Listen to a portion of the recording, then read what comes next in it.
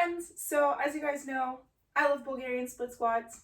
It's a love-hate relationship with these because in general, they suck, they're hard, they're challenging, but that's what we want if we want to grow that little dump truck, and in general if we just want to be getting uncomfortable during our workouts.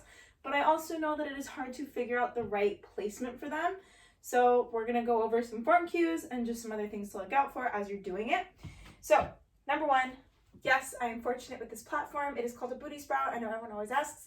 I have no affiliation with them, just I have it. Again, booty sprout. But biggest thing, you don't need one of these. You don't. You can use a chair, you can use a bench, you can use your bed, you can use a couch, you can use any sort of platform like around or like base you can find. So again, it's not super crucial to have something like this, so don't feel like you have to spend a bunch of money on this. Obviously this is my job, so I'm going to.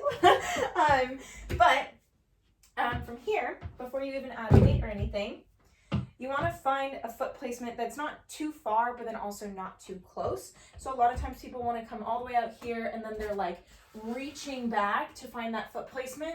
And now you're going to be just kind of like finagling around and you're not going to be able to get that full range of motion. You're putting a lot of tension in unnecessary places. Or sometimes people are way too close. So they're right here. And as they come down, they're like, again, just putting a lot of tension on their hips, and they're not really emphasizing your glutes, which is one of the main muscle groups that you want to be emphasizing here. So for me, I'm fortunate where this actually does work out pretty well, where my foot being at the edge of the bench is actually, or the platform is actually going to line up pretty well with what I want. Still a little bit far, but from here, no matter what platform you use, so regardless if it's rounded or not, again, if it's a bench or anything like that, you want your toe flat. So I don't want to see it up here like this. It's not going to give you as much availability to actually have that ankle mobility or like range of motion in your ankle. So it's down, because notice here, it's here. I'm trying to go down. It's putting stress on my ankle. Here, it's down, no tension on my ankle. From there, I don't want you hopping around.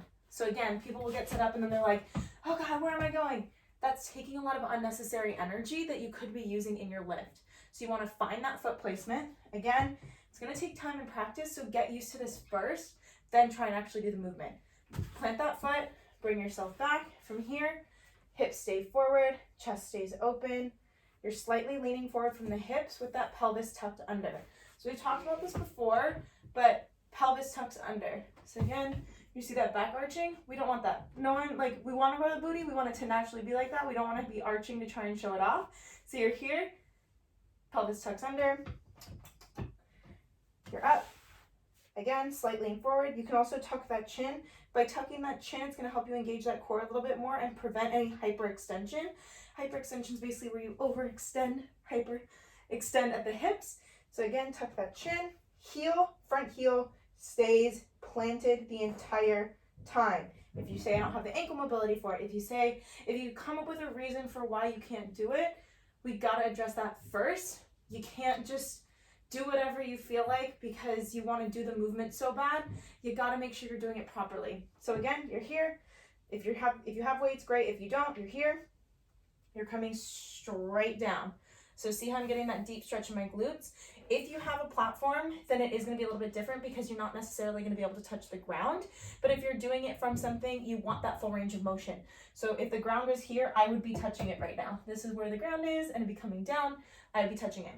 So again, you're here, straight up, back down. You want to focus again on pressing those hips forward. That chin stays tucked. That weight is in the heel.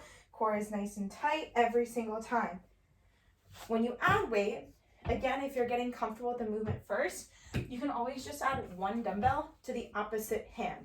So again, if my right leg is planted, my chest is open, my shoulders are back, and again, everything tucks under, you're here, and it's just going to help you emphasize that glute and add some weight and focus on a little bit more balance. Otherwise, both arms, you're down, keeping the core tight, moving through it.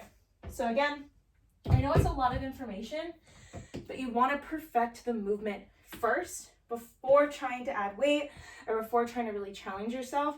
Because again, if you're only going part of the way, so say I'm only going, no hopping, say I'm only here and I'm going part of the way down, that's a lot of muscle I'm missing out on. Because this compared to this, whew, that's night and day, man. So I hope this helps. Please be sure to give it a thumbs up and let me know what exercises you guys would love to see more of moving forward.